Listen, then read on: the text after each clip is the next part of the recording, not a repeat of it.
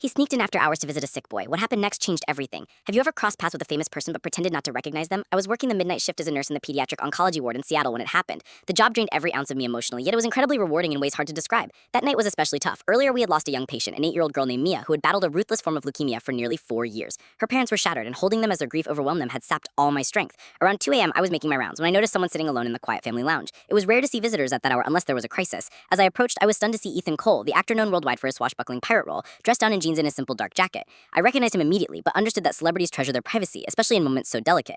"Can I help you?" I asked with a professional calm, deliberately not revealing that I knew who he was. He looked up, his eyes heavy with fatigue, and quietly said he was there to see a young fan named Luke who was undergoing intense chemotherapy. Luke had written to him months ago through a charity, but the letter had been delayed. Ethan only received it the day before and had come straight away, unaware of how late it was. I told him visiting hours were over, but I saw the genuine concern in his eyes. "Luke talks about your movies nonstop," I admitted softly. "His room plays your pirate films on repeat." A flicker of determination crossed Ethan's face, mingled with sorrow. "I can come back tomorrow," he offered hesitantly, but I could tell he feared Luke might not have that tomorrow. Many of our kids didn't. I made a decision that could have cost me everything. "Follow me," I whispered down the shadowy halls. 10 minutes, no photos, and if anyone asks, you're his uncle with special permission. Luke was asleep when we entered, frail and pale beside the sterile white sheets tangled in tubes and machines. His walls were plastered with pirate posters. Ethan froze at the doorway, clearly moved. Slowly, he pulled up a chair and sat beside Luke's bed, his hand resting gently on the boy's arm. Luke stirred, blinked awake, and initially seemed confused. Then, when he realized he was there, his face lit up with a joy I hadn't seen in months. "You came," Luke whispered, almost disbelieving. "Captain Reed never breaks a promise, mate. Had a few rough seas getting here."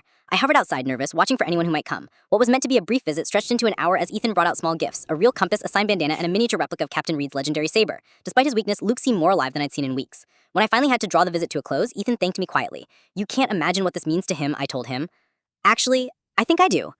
3 days later, Ethan returned during regular visiting hours, this time in full pirate regalia, accompanied by several cast members. They turned the entire ward into a magical pirate haven for the children. What no one realized was that Luke's condition had worsened the morning after Ethan's first secret visit. His doctor had told his parents he might not survive the week. But something shifted that night. Luke began responding to treatment in ways doctors called miraculous. 6 months later, a package arrived at the hospital, a handwritten letter from Ethan and a $1 million donation to our pediatric cancer research fund. The note simply said, "For Luke and all the brave pirates battling monsters larger than any sea beast." Luke went into remission 8 months after that night. Now 13, he's still cancer-free. The secret of that unauthorized visit remains between Ethan and me, unspoken in all his official appearances. Sometimes the most powerful moments are those we keep hidden, treasures of the heart that no one else ever sees.